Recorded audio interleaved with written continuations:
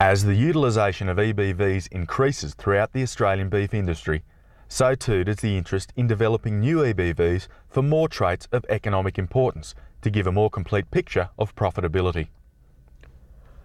Efficiency of feed utilisation has long been recognised as economically important, but until recently there were no measures that related to efficiency of feed utilisation. Testing of feed efficiency was pioneered at New South Wales Agriculture's Trangie Research Station, with individual feeding stations that electronically monitor feed intake. There are now a number of institutions, private and public, that can test feed intake of individual animals. While these measures will produce the most accurate EBVs, collecting individual feed intake is quite expensive, so other related measures are used to approximate the EBV for net feed intake. The latest measure used is insulin-like growth factor 1, or IGF-1. Sam White from Bald Blair Angus has been watching with keen interest the development of an EBV for net feed intake to determine which animals have the genetic potential to make the most of the feed they consume. He's one of the first producers to implement feed intake testing as well as IGF blood tests. Where I first became interested in net feed intake is that the work obviously has been done with the department work out at Trangie, and we became interested in it then, but I became more interested in it as a result of custom feeding operations which we participated in, where we had steers and we were able to determine a feed efficiency cost savings that we think would occur across, well, they certainly occurred across certain pens of animals in these custom fed trials.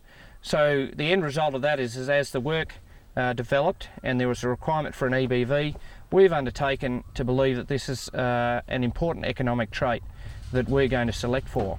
And the process of that was to go on farm with the actual physical test, which is what you see here, the physical test pen. And the dimensions of this and equipment for this is similar to all the work established as a result of the cattle and beef CRC. And and then in the more recent years, we've now been in a situation where we're incorporating the use of insulin-like growth factor blood test, and we determine as a result of the EBVs established as a result of that test, those animals that are most feed efficient, we then put them into this bin or into this feed pen, and we're testing those animals for net feed intake. Integral to the operation of net feed efficiency trials is the use of the Rudway feed efficiency bin. Each animal is identified via an electronic ear tag that activates the system whenever it enters the bin. One set of scales measures the weight of the animal, and another set measures the amount of feed it consumes. A database recorder collates this information, plus the time and frequency of feeding. The position that we've adopted with all new technologies is that firstly, this is now being, I suppose, the EBVs have now been established. It'll take a while for industries to adapt this sort of technology and to take up the availability and the use of the EBV. I look at it pretty well on economic terms.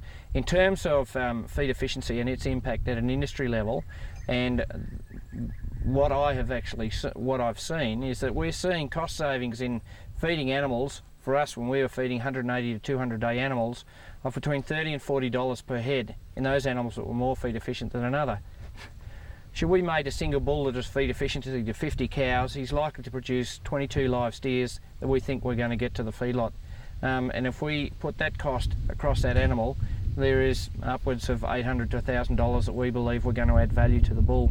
So the impact of that, of course, from the seed stock operation is that we're going to get a return on the investment we're spending here at the feed test pen.